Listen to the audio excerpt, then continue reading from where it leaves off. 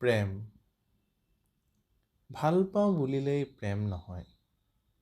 ভাল পাওঁ বোলা শব্দ প্ৰেমৰ সূত্ৰ নহয়।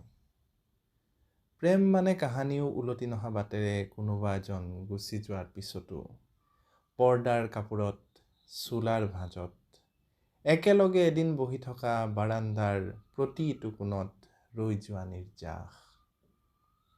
যি বাটেৰে আমি পেলাব নোৱাৰিলোঁ খোজ, সন্ধিয়াৰ দগমগ জোনৰ পোহৰত উজলি উঠা সেই বাটৰ ছবিখন প্ৰেম।